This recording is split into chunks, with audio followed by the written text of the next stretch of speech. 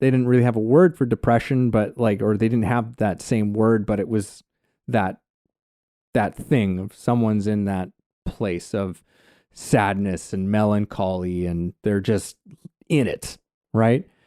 And they say they're having a visit from Saturn, right? There was a god that was attached to it, which is, there's a kind of, again, I always admire when we can reclaim a more creative outlook on these things, because we become so kind of clinical and left brain about a lot of this shit. Because there was something that was at least creative and had a spark of it when you thought that you were getting a visit from a god. This is Way of the Artist with Brandon Colby Cook and Evan Schulte. Exploring the challenges of the creative call so that you can claim your own path and make your life a work of art.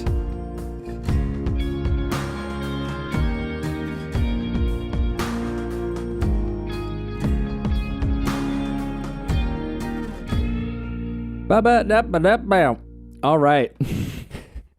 Let's do it. Let's jump into this one.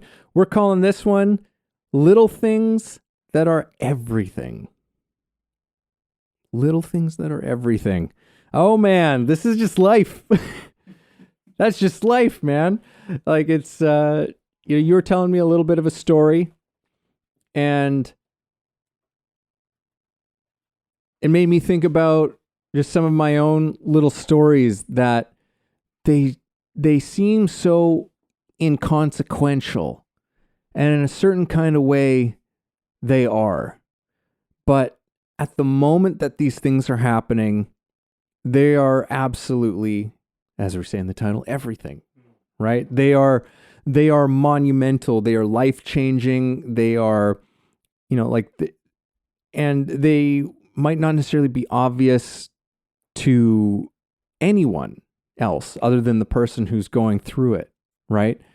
And I mean, I think that this is to a large degree what a lot of art does and captures. Some of my favorite pieces of art are things that are just like so kind of slice of life, right? But they can take it and they can just kind of reflect it back to us in a way that shows its weight, and its power, and just connects with it on an intimate level, right? That shows us the magic that it actually is. These, no matter what kind of that moment is, right? Like there's like in music, there's how many love songs that are out there, and then there's how many heartbreak songs that are out there, and there's everything in between, right? Like from the very rosy to the very thorny sides of life, right? But these little things that are so relatable, connectable for us as people, but yeah, they're everything. So I don't know. I'm interested to see where this conversation goes. Brandon, what do you want to open up with? Yeah, it's an exciting conversation because I think seeing sometimes the small things that are happening in our life, how that little kind of ripple can have such a big effect later on, and had this little thing not happened, it might not have caused a whole bunch of other really big things to kind of occur. And there's this impact. At the same time, sometimes this like really seemingly big thing happens for us. And when you look back on it, you're like, you thought it was a mountain when you were climbing it, but it turned out to be like a speed bump when you're looking back. And, there are moments in my life where I've been like, I've heard it like being said, you tell your sob story, or you tell your sad story about how your life went astray or awry or something like that. And it's like this whole thing of like, don't go around telling your sob story, because really like nobody really wants to hear it.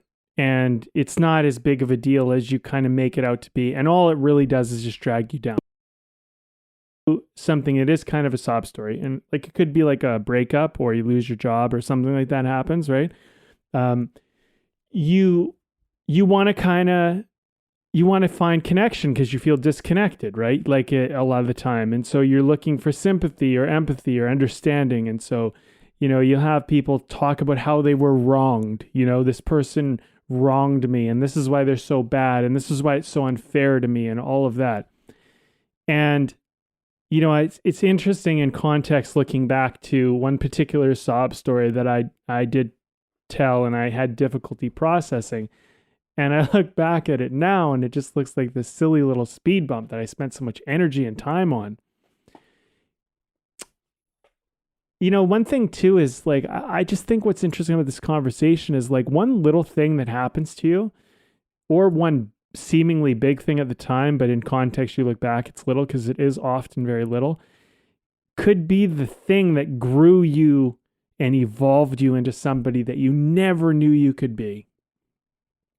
I remember this was about 6 years ago, and I went through this moment in my life where I had to find a place. I've shared this before. I had to find a place, and money was not coming in, self-employed, and I was fucking depressed, and I was like disillusioned, and all this personal stuff was going on, and I was suddenly put into this position where I was just strapped for cash and I needed to make money and I didn't know what I was going to do. And the amount of time in which I had to kind of figure it out was just like, I don't know what I'm going to do. I've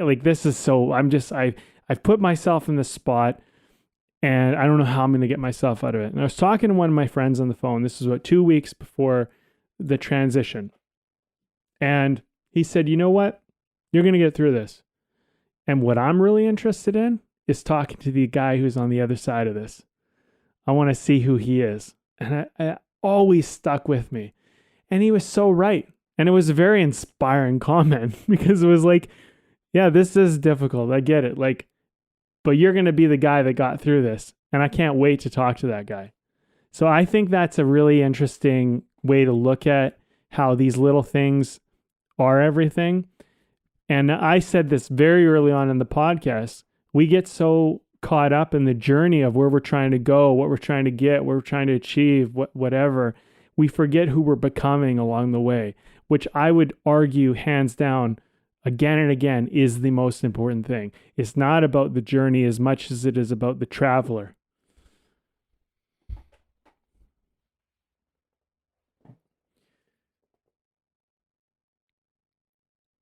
Yeah.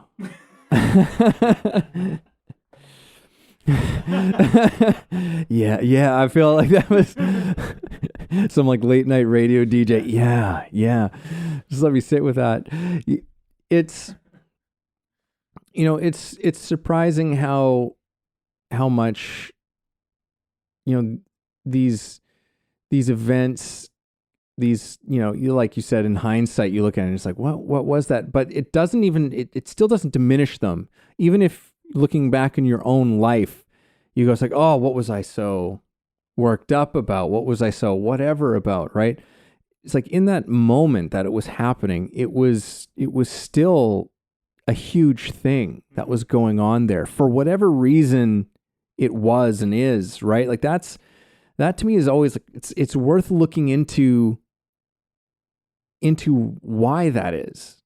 Right? Like, why is this thing, like anytime you see somebody having like some sort of outrageous reaction to something, and like, like you see someone like just having a complete fucking meltdown in public somewhere, it's just like, whoa, what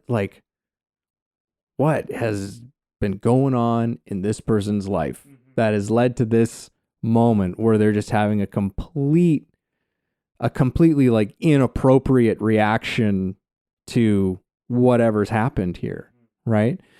And what brought this person to this point. And another thing that I'll bring into this conversation is like,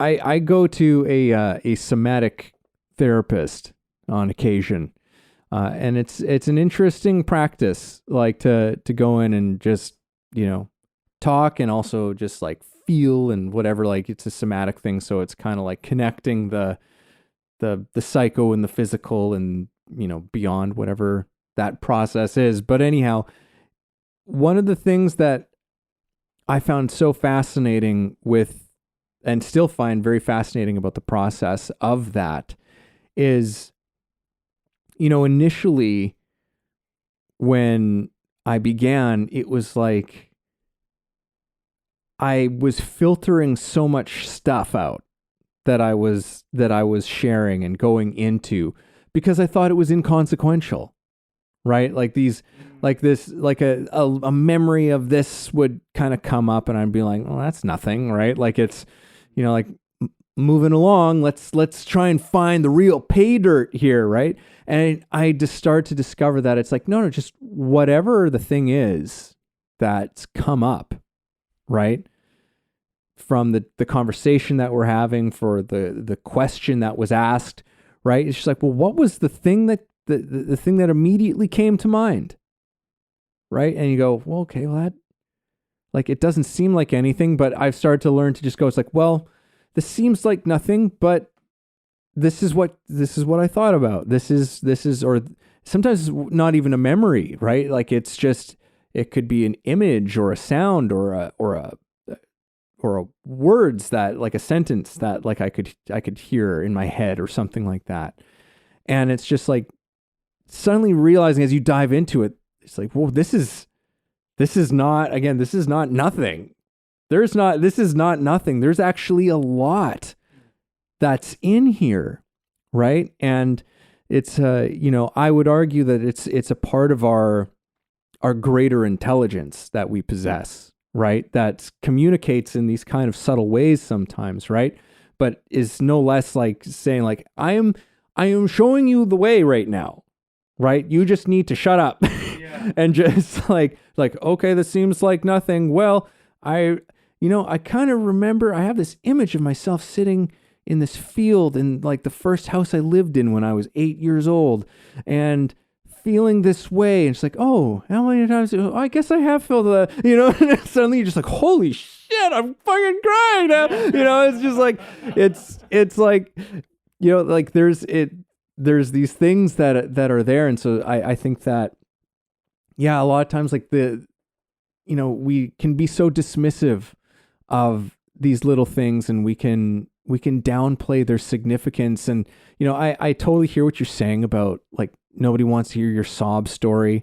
I mean, it's like, it's not that nobody wants to hear your sob story, but you definitely don't want to hear it too many times from somebody, until you eventually go, just like, well, fucking what? So now what? Like what, like, like now what are we doing with this? Like, and the fact that you keep telling it might be an indication that it's like, well, you haven't really gone through it yet, right? You haven't really explored the thing to its depths, or there's something else that you're hanging on to in that thing. I don't want to get into that conversation necessarily, but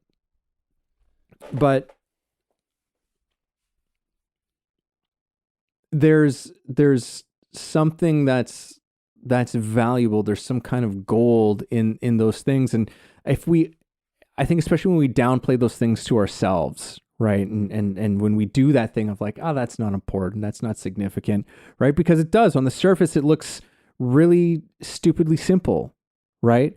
But I remember how I felt 3 days out from my wedding when the person who the manager of the venue that we were supposed to be getting married at was threatening to like basically not let us there. Like that was like, and it's, for some people, they might just be like, oh my God, right? Like 3 days out from when I'm supposed to get married, and just being like, holy shit. Like there's people coming from all over the place at great, like we're supposed, like it was just, I remember the stress. I remember how like the knots in my stomach. I remember just the difficulty of being in this conflict, right?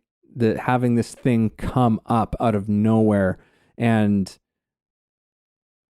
that's something that I probably haven't even explored, but it's a memory that I'm thinking about right now where it's just like, you hear stuff like that, Where it's like, oh, remember when we almost lost our venue for the wedding, like 3 days out, and it's like, oh man, it was like, yeah, but at that moment, that was everything in that moment. Like I couldn't eat. Yeah. Like I had like 2 days where I had to force myself to eat something because I was so tied up in knots and sick to my stomach over what was happening that I just couldn't even eat. That event just hit something in me that just created that response in me, right? And there's a kind of a curiosity that comes with that. Just so everyone knows, everything worked out fantastic. The guy ended up being great, and it was all worked out. It was a beautiful wedding. You were there, but those things, like they're these little everyday things in life that are actually like the real juice of where life's happening. I don't think I knew that happened to you. It was a great wedding, by the way. Great wedding event. I enjoyed myself immensely. Okay, I'm thinking about something here that nobody wants to hear your sob story. I think that's kind of nobody wants to hear you hang on to the sob story and just like try to trade it for sympathy. I think, let me refrain from saying nobody wants to hear it and revise and say, people don't want you to milk them for their sympathy over and over with your sob story. And it's like, there's lots of people, like when they tell me something that's going on, like I want to know, like what are you struggling with? What's happening? Like I'm not heartless. And I think that there's a certain amount of like, we sometimes just need someone to hear us. And I do think there are people struggling with stuff, and sometimes you got to talk it out. And I want to be really careful, actually, now that I think about this, is that if you think, oh, if I tell somebody about the pain that I'm going through, no one will care. That's not what I'm saying. What I'm saying is that if you are actively choosing to hang on to your suffering and you're trying to use it as a currency to get something, and you're not willing to do the work to move past it, you're not trying to solve it, you're using it to basically give yourself excuses to get things for free, to get out of doing the work, to not have to be accountable. And like, that's this thing I'm talking about, when it gets used and manipulated. Because what you're doing when you do that, by the way, is you are abusing the goodwill and empathy that people have. And the more that people abuse this and they tell their sob story just to milk it and try to get out of things and try to like use it as a currency for sympathy, when someone does have a real sympathy story that needs their care, people start to become dismissive of it because they're like, well, here's another person with their poor me story. You know what I mean? And the thing is like, one thing that's really difficult, and I did go through a depression, but I can tell you one thing about depression. And no judgment, by the way, if you're feeling depressed. Depression is very selfish. It's very self-involved and it's very selfish. But I'm not saying it's bad to be selfish. Sometimes you need to be self-involved. Sometimes these things are necessary. You need to put the attention on you, especially if you're in a situation where nobody is putting any attention on you. And maybe for the first time in your life, you're putting attention on you, and that is absolutely necessary. The problem with depression, and I've heard, and this scared the shit out of me when I heard this. I heard honestly, I don't even think she was a real therapist. I think she was a pseudo-therapist because this fucking scared the shit out of me. But she was like, when you're depressed, you'll have that for life and you'll never get out of it. And it's a terminal condition. She basically was trying to make this argument. And I was like, am I going to be like this forever? Like I'm never going to be happy again, or I'm going to have to go through this for the rest of my life? That makes you want to fucking kill yourself because you're like, holy fuck, like this is horrible. All I want is for this pain to go away. I know I don't want to, like, I need hope to believe it can be passed through. People, you don't know how fucking depressed I was. Like I was fucking right at the fucking line. Like I walked through the valley of the shadow of death. And I have come out the other side. And I can tell you something for certain. you can't come out the other side. And it's a lot to do with perspective, and it does take some work, and it does take some reframing, and you might have to go and do some real deep shit and fucking dive in there and figure out, hey, you know what I'm depressed about is not really me. I'm taking on shit from people around my life, and nobody's given me the perspective. And also, if you go into this poor me story over and over and over again, you actually enable the depression to exist for longer. It kind of gives it a lifeline. It's like putting what's that when you put something in your vein? What's that called? An IV. It's like giving yourself an IV of the depression drip. So the thing to do is to start looking at your sob story and go, my best advice is this. And I know this is hard because you don't feel like doing it. Fucking last thing you feel like doing is doing this. But this is what you need to do. You need to say, how is this making me better? What did I learn? How am I growing? How can I use this? What was I doing wrong that I'm not going to do anymore? And, and all of this. My depression that I went through, I call it now a spiritual awakening. Because, it did feel like depression, but calling it a depression is such an inaccurate thing. The thing is a spiritual awakening, because once I realized that my pattern and my perception of perceiving life was flawed and the lens was dirty, then I cleaned the lens and then I could see clearly, and I was going, why did I ever look at life that way before? I didn't know any better, Parents, teachers, coaches, perspectives. Here's the other thing too, is sometimes these things sneak in very subtle ways.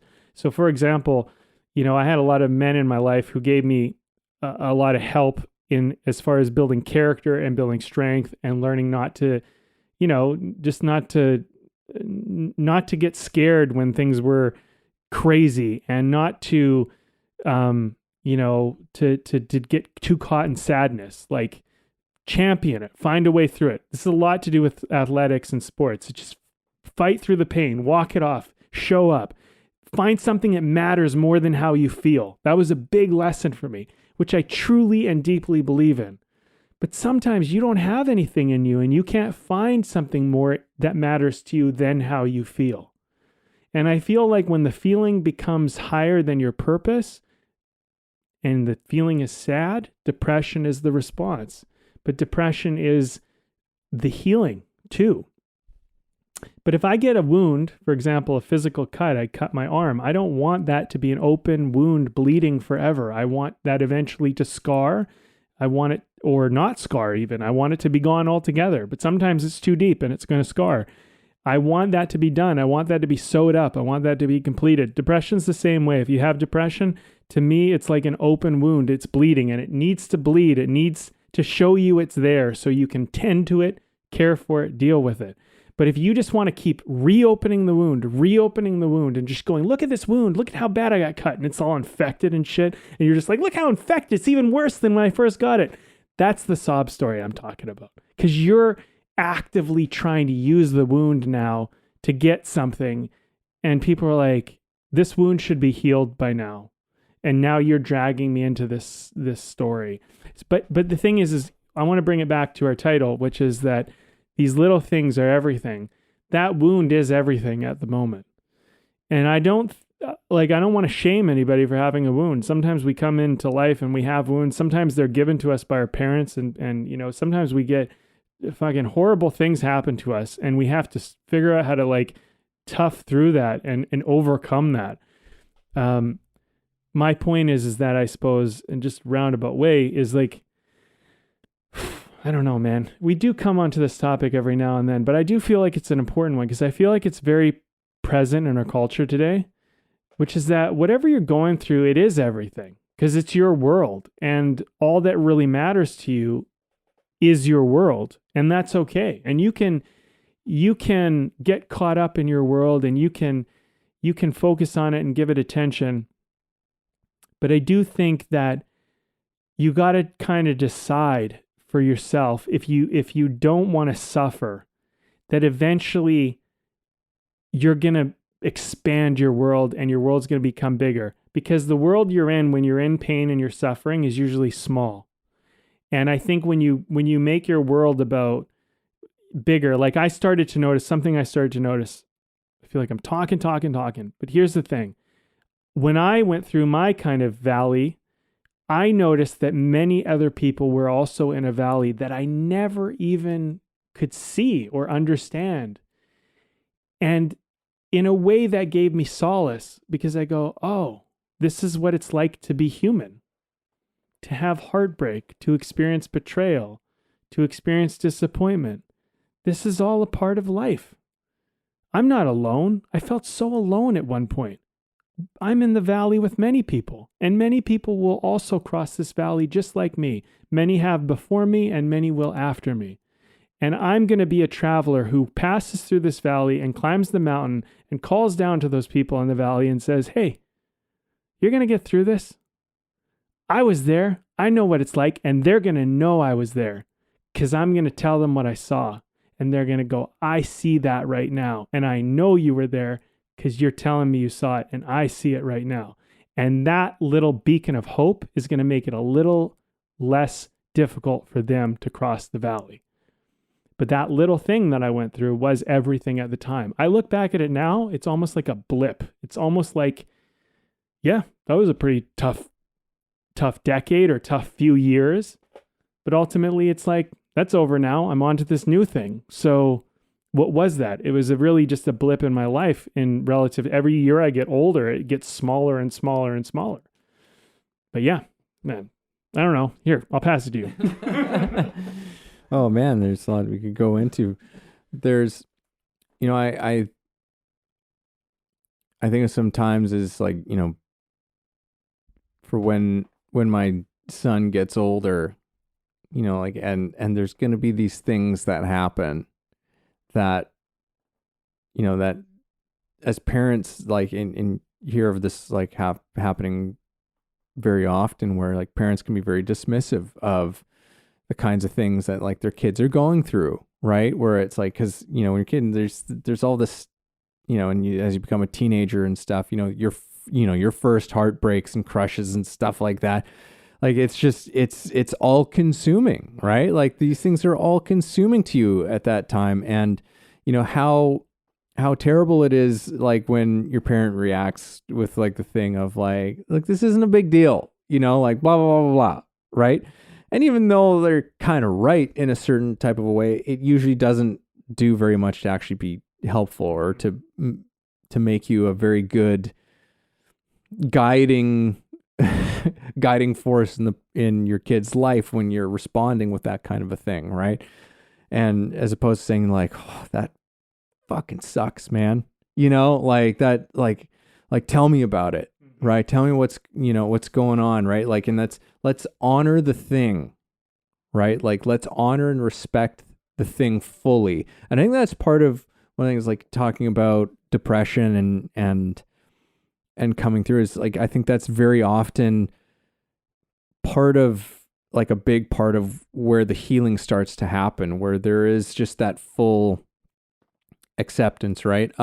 And sometimes they're like, it's a bunch of these little things, right? Where it's like, well, this is happening and this is happening and this is happening. It's like, oh yeah. Like someone finally comes along and it's just really, truly hears you, right? And can tell you, it's like, that's all really shitty, right? As opposed to someone just being like, well, this too shall pass, and like, it's like, to be really heard, I think is a big part of coming through that.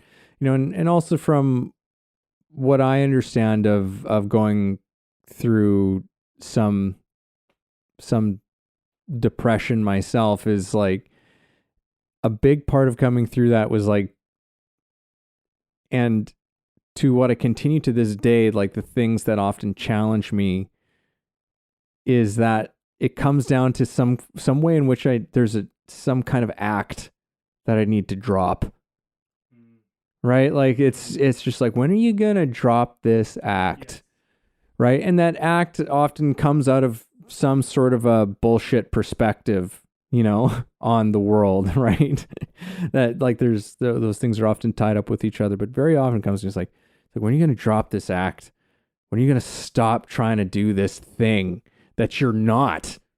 Right? And I remember hearing Jim Carrey, when he talked about depression, and he said, something that a therapist told him, which is like, depression is deep rest, right? Like it's deep rest. And more specifically, it's deep rest from you, from this person that you're trying to be out there in the world. Right. And that's, to me, I go, yeah, that's that acknowledgement of like, yeah, there's a bunch of bullshit that you're trying to be. Yeah. Right. You're walking around trying to like put, all this stuff up of who you are and what you want people to think of you, and all of it's bullshit. And you're just going around trying to hold this bullshit up in front of people and put on a smile and think things are okay. And it's like, eventually that shit just kind of runs into a hard brick wall, and you just can't do that anymore. It's like, you can't live that person anymore. Right. And I've often heard, not often, but, I wish I could remember who I heard this from, but they work with people who are suicidal. And I know we were kind of in this topic. But there was this comment that it's just like, well, there is a certain kind of wisdom to that thought and feeling of being suicidal, which is that there is a part of you that needs to die, right? Like there is a part of you that needs to go, that you need to put to bed because it's not working anymore. It's not you. That thing is again, to me, I say it's some act that you need to drop, right? And we're all walking around doing these different acts for each other all the time. And I think part of getting older and growing up and becoming wiser is about learning to just, oh yeah, I'm dropping this act now. I'm dropping this act. I'm stopping this. I don't give a shit about this anymore. Like you just start clearing all of this stuff up that you've accumulated, right? That isn't you. And one last thing I'll say about depression, and this was something that I got from Thomas Moore, who wrote a great book called Care of the Soul, in a chapter called The Gifts of Depression. And he talks about how I believe it was like sort of ancient Roman society, the god Saturn, I believe it was, the god Saturn was the one who they attributed to depression, right? They didn't really have a word for depression, or they didn't have that same word, but it was that thing of someone's in that place of sadness and melancholy, and they're just in it, right? And they say they're having a visit from Saturn, right? There was a god that was attached to it, which is, there's a kind of, again, I always admire when we can reclaim a more creative outlook on these things, because we become so kind of clinical and left brain about a lot of this shit. Because there was something that was at least creative and had a spark of it when you thought that you were getting a visit from a god, right? And part of that in their culture was that, well, yes, Saturn was this sort of god of depression, but he was also the god of wisdom, right? Like it's those things came hand in hand. So it's like, if you were in that, and it's like, he's like, I'm like, Saturn is with me, and we are, and there was this sense of like, okay, this is because there's wisdom here. He's trying to teach me something, right? And there's a kind of a living, breathing thing that happens there, as opposed to just reducing it down to whatever we reduce it down to now. You know what I mean? I know we're getting to that witching hour, but it spurs on a story. I'm really glad you brought up this whole thing about that act needs to die, or that mask needs to be thrown in the trash, however you want to put it, like that idea of who you need to be, or who you're being and you don't even know you're being. And I was thinking of this moment in my life. This is a very a turning point for me. When I was in college, I had this friend, George, and he always wanted to make film. And he and I, we made like a short film together, but like I was the creative person and he kind of really just kind of helped me to do it. So it really was more my film, but you know, he and I were working together and he was the guy that actually spurred me on to do this like TV show with the university. And they liked my idea and they gave me an office, they gave me all this equipment and it really like opened up my career. But you know, he was kind of like, well, you know, I'm finishing my degree. And he was a little further along than I was. And he's like, when I finish my degree, then I'm going to do the film. I'm going to make the films. And so he was a few years older than me. And he hadn't really made a film, but it's all he ever wanted to do. The guy knew everything, you know? He just knew everything about film. He was like, you know, he was just like, he was the filmmaker of our youth, right? Like he was this guy and he had so much promise. And then, he graduated, got his degree in university, and then he got accepted into film school. The guy was more excited than I've ever seen him be excited. Now, George and I, we used to go off to movies. This was our thing. I used to call him up, and I'd be like, hey, George, what do you want to do? Be like, well, let's go see a movie. He'd be like, sometimes he'd be like, I don't know, man. I'm feeling whatever. I'm like, let's just see a movie. And it was our thing. We go and we see a movie, and it was amazing, and, you know, whatever. It was just a real bonding thing. And he was a bit older than me, so he also taught me some things about film that I didn't know. Anyway, one day I get a call, or actually it was a message from a friend, and they're like, hey, do you hear what happened to George? Do you know? And I was like, what are you talking about? And he's like, fuck, I hate to be the one to tell you. He's like, George is dead. And I'm just like, jaws on the floor. I'm just like, what are you talking about? Like I was just hanging out with him the other day. He's like, there was a car accident. He got T-boned, him and another girl we knew. They got T-boned in an intersection and it was quick. And I couldn't even grasp what had happened. And like a few minutes later, I'm like crying, but I still haven't even grasped what's happened.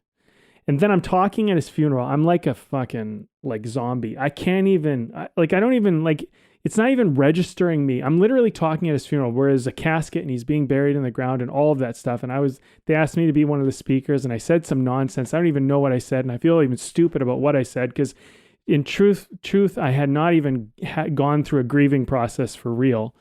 And then at one point I remember I was kind of down. I was depressed. And, you know, I remember my dad saying to me, he's like, you know, this is pretty common actually, you know, young people do lose a friend. It's not that whatever. And it's the last thing I wanted to hear. And I was like, yeah, but you don't understand. Like, you just don't understand. And I remember I went through this for like months and it was like 2 or 3 months at least of just kind of like being in this zombie kind of like, I hadn't really processed what had happened. And then, I remember one day I picked up my phone. I'm like, oh, I'm going to call George and let's go to a movie. And his name was still in my speed dial type of thing. And I went to go dial it and I was like, I can't call George. George is dead. And all of a sudden it was like, poof, like all of a sudden it hit me. And I was like, George is not here anymore. And I remember right around that time I woke up and I was like, it was like a few days later or something. I don't really even remember. It was all kind of grieving's a blur. But I was, through that time, up until then, even though I was a zombie, I was kind of going through a bit of a depression. And I woke up and I said, you know what? George wanted to make movies. That's all he ever wanted to do. And going to school was a bunch of bullshit for him, but he was just doing it because it was a responsible thing. And that's what I'm doing. And I'm not really going after my career. And I said, fuck this.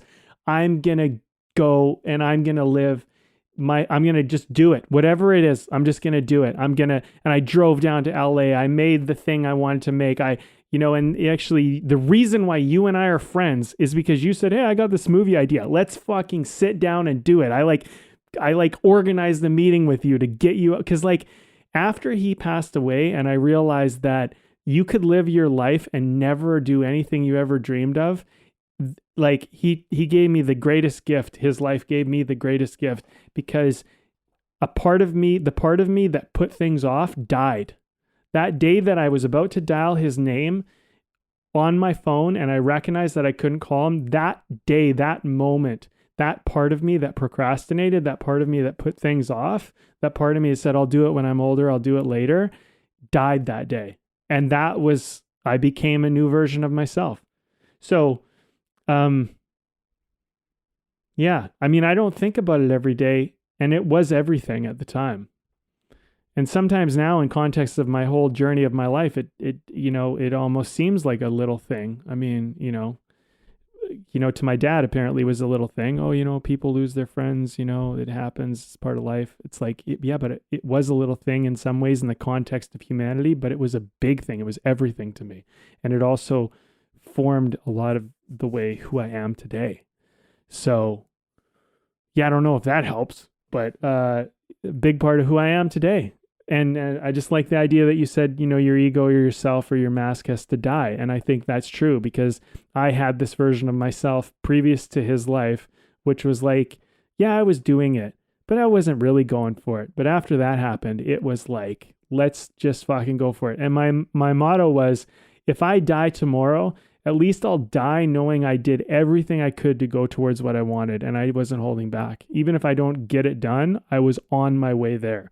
And so that became the motto of my life. And yeah, for most of my life, I would say I've honored and lived that. And there's been times where I went through, challenges where it was tough to live up to that. And I wanted to be better. But, I even talking about it now, it inspires me once again. Let's just fucking do this. Let's just fucking go for it. Let's just try it. Like, who cares if we don't have it all figured out? Who cares if we don't know what we're doing? Who cares if it seems fucking way too big for us? Let's just fucking do it. Let's see what happens. And you know what? More often than not, it actually works out way more than you think it will.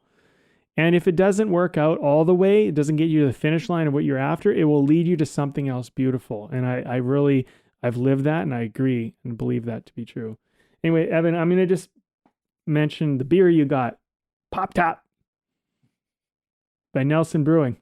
We mentioned it on the last podcast, so if you, we're having the same one. We're knocking out a double header today. So we had the same beer twice. So if you listen to the last podcast, we talked about it. It's good. It's citrusy. It's delightful. This is not an ad. It's just spurred on the conversation.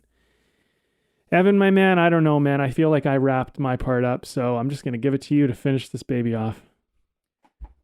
Well, just listening to what you were saying, and the title of this podcast and everything, it's like, it's really, it's all of these little things in our life that really are the things that define us more than the big things. It's the little things cumulatively, go the little choices, the little decisions that we make that really are the things that add up to something, right? And as you're saying, and can be everything, right? This little moment, this little choice, this little flip in how you're seeing something, right? Can change your entire life. And I don't even mean that just in terms of like some sort of big external, reward for these things, because that's so often how we think. And, going back to like our last podcast where we were talking about like the poem If by Rudyard Kipling, right? It's like, that's not even the main thing. The main thing is what your relationship with and to life is, right? And that's really comes down to the little things, right? The little things that we do every single day, right? That can make such a huge difference. And those little things come from, I guess, the kind of person that we want to be and that we're called to be, right? And part of the work sometimes can just be hearing what that thing is, dropping the acts, right? And making those small decisions and those little things of like, I'm not participating in this thing anymore. I'm not, I'm not hanging out with these people anymore. I'm not, whatever the fuck it is, right? Like just these small things can change everything.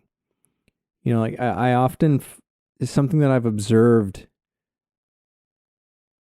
not only in myself, but with other people, is very often like a hard time in a person's life. Sometimes it's it's like a bad breakup, or it's who knows? It could be any number of one of, the common life things that often happen, but again, are everything. They're devastating. Is that often the thing that just gets you through is some little thing.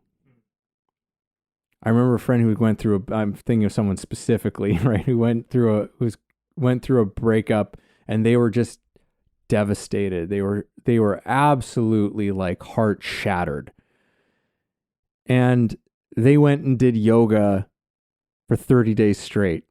They had just been sort of dabbling in some yoga like once, maybe twice a week kind of a thing to stay in shape. But they're like, I'm going every single day. And it was just like there was something that happened in just that thing where not only being able to process things while he was in that space, or completely just not think about it, but also in just having this small thing that to put his mind to, right? Where it's just like, everything is shit. I feel like shit all the time, but I'm going to yoga. I am going to yoga. Like, that's the only thing. And it was just like that kind of being able to just do that little thing, again, can be absolutely everything. It can be the thing that somehow just turns the ship. You might not even know how it will or why it will. It might not make any sense at all, right? Sometimes we need to do the thing that doesn't make any sense, right? But just the thing that just feels like this is the thing to do, right? And it might be a little thing, but that little thing can be everything.